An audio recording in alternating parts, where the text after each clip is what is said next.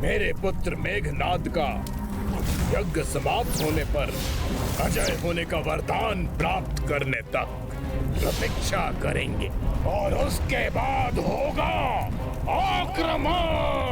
आक्रमण। माता, अवश्य ये कोई षड्यंत्र रच रहे हैं। अर्थात यहाँ अनेक घेरों का व्यूह रचा है रावण ने। तो आगे बढ़िए, ये तो ज्ञात करें यहाँ कितने घेरे हैं। उचित है प्रभु।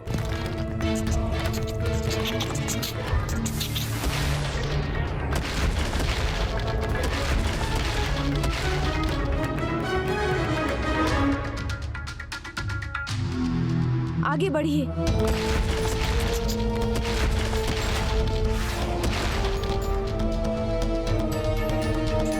प्रभु, ये अंतिम और 7वां घेरा है। इसके आगे गए तो कोई हमें देख लेगा प्रभु। 7 घेरों में सभी दिशाओं की ओर मुख करके खड़े हैं ये सैनिक,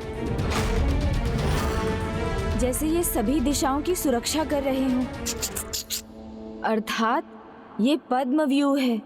ये ऐसा व्यू है जिसे कोई भेद नहीं सकता। कमल पुष्प के समान ही इसमें कई दलों का घेरा है। जो एक बार इसमें प्रवेश कर गया उसका सुरक्षित बाहर निकलना असंभव हो जाएगा। किंतु रावण पद्म व्यूह की रचना क्यों कर रहा है?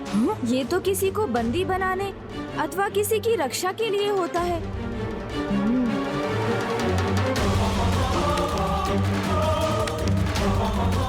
मूषक जी छिपिए।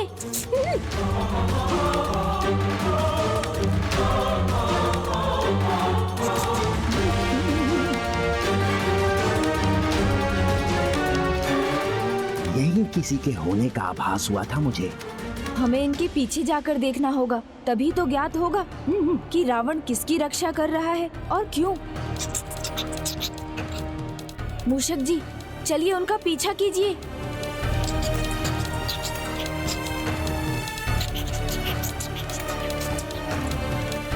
ओम अपराजिताय विद्महे शत्रु निषद्दनाय धीमहि तन्नो प्रत्यंगिकार प्रचोदयात्। सावधान मूषक जी। शत्रु निषद्दनाय धीमहि तन्नो प्रत्यंगिकार प्रचोदयात्। ओम अपराजिताय विद्महे शत्रु निषद्दनाय विद्महे तन्नो प्रत्यंगिकार प्रचोदयात्। मेघनाद,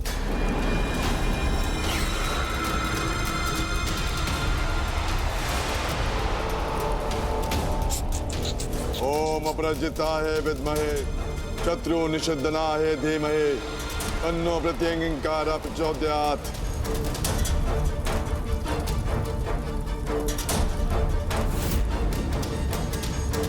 माता निकुंभला,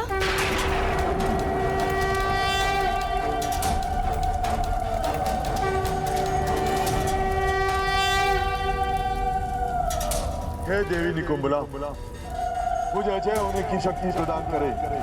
शत्रु चाहे कोई हो, पर मुझसे पराजित ही हो।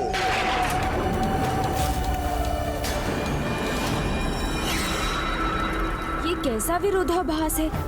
जो माता अपराजित हैं, उन्हीं को पराजित करने की शक्ति ये दुष्ट उनके अन्य रूप से मांग रहा है। किंतु माता तो माता है, जो चाहे किसी भी रूप में हो अपने भक्तों को कभी निराश नहीं करती। और यदि इसने माता को प्रसन्न कर दिया तो माता इसे भी वांछित वरदान देने पर विवश हो जाएंगी।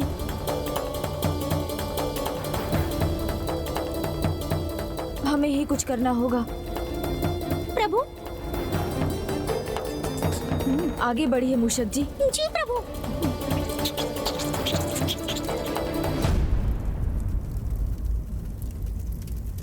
अद्भुत, क्या योजना बनाई दशानन आपने। वाह, पद्म व्यूह को पार करना तो किसी के लिए भी संभव नहीं। ना ही मेघनाद का यज्ञ कोई रोक सकता है और ना ही मेरी विजय का। किंतु कैसे रोकूं उस यज्ञ को मैं? पद्म व्यूह को कोई नहीं भेज सकता, मैं भी नहीं, अपने सूक्ष्म रूप में भी।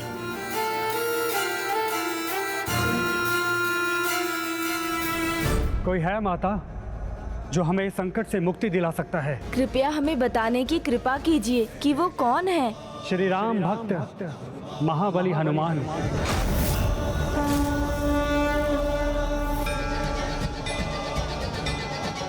मेरा परम भक्त, मेरा परम मित्र महाबली हनुमान।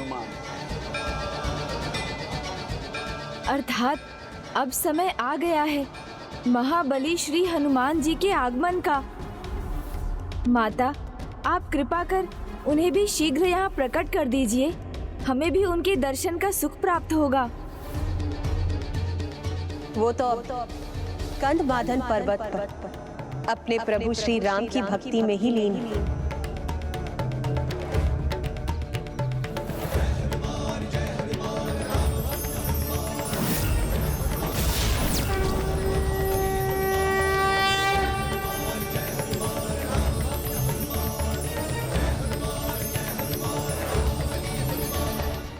किंतु वो इतनी सरलता से यहाँ नहीं आएंगे।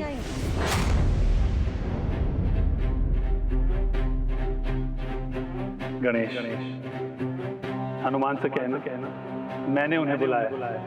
उनके श्री राम ने उनका स्मरण किया है, वो अवश्य आएंगे। प्रणाम माता। प्रणाम प्रभु।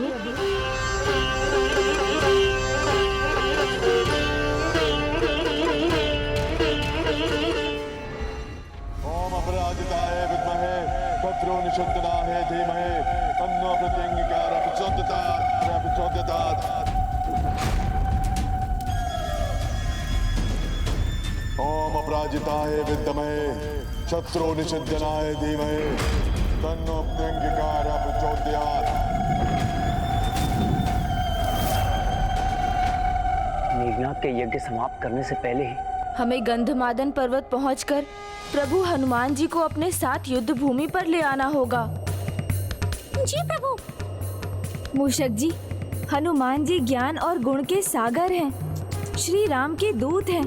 उनके अतुलित बल के समान किसी के पास बल नहीं है इस संसार में। मैं उनके दर्शन पाने के विचार से अत्यंत आनंदित हूँ। किंतु प्रभु, अब इतने विशाल गंधमादन पर्वत पर हम उन्हें ढूंढेंगे कहाँ? अब आपसे उनका वर्णन सुनने के बाद तो मैं भी उनके दर्शन के लिए लालायित हूँ प्रभु।